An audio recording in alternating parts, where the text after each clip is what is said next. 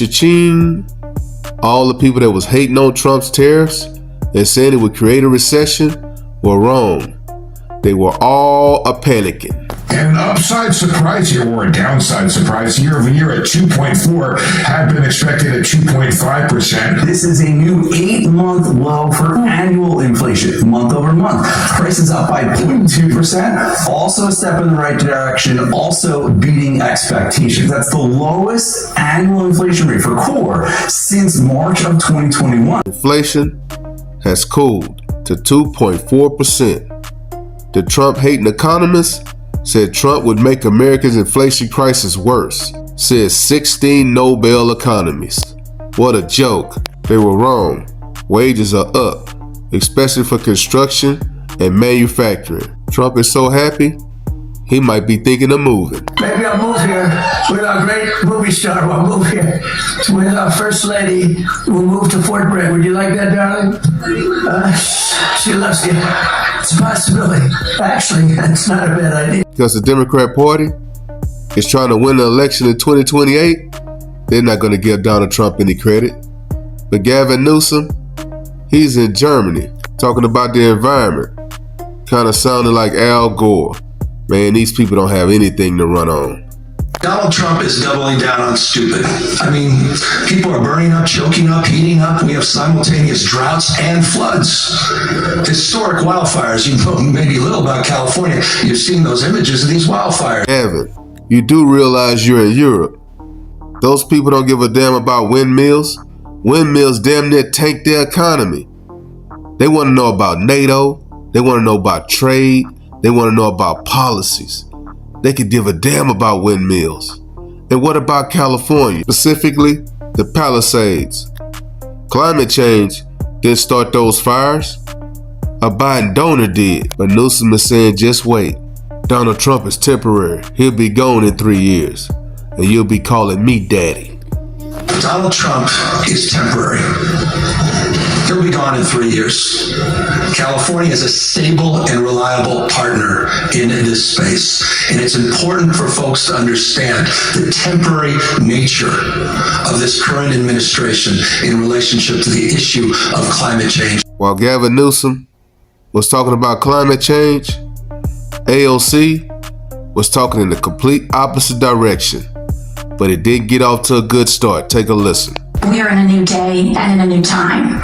But that does not mean that the majority of Americans are ready to walk away from a rules-based order and that we're ready to walk away from our commitment to democracy. I think what we identify is that in a rules-based order, hypocrisy is vulnerability. And so I think what we are seeking is a return to a rules-based order that eliminates the hypocrisies around when too often in the West we look the other way for inconvenient populations to act out these paradoxes. What the hell did she just say?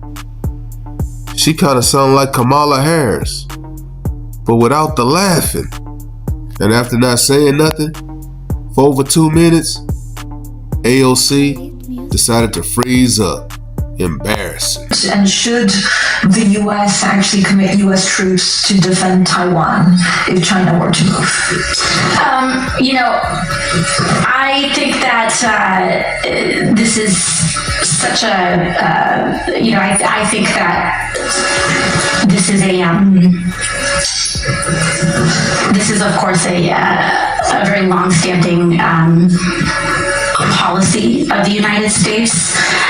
And I think what we are hoping for is that we want to make sure that we never get to that point. But AOC, she eventually thawed out.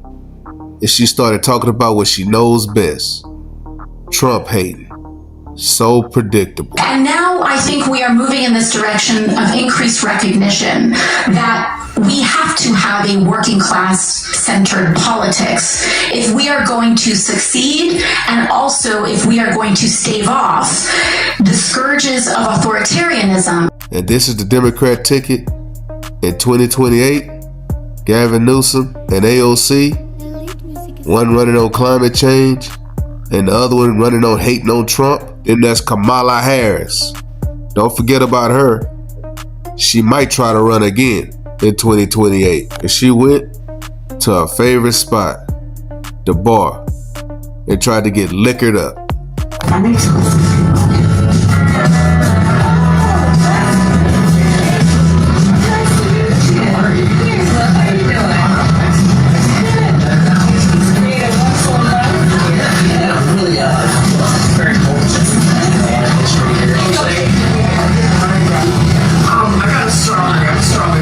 Democrats basically got a liquored up Kamala Harris, you got a socialist, an AOC, and a governor, Gavin Newsom, whose state is burning to the ground.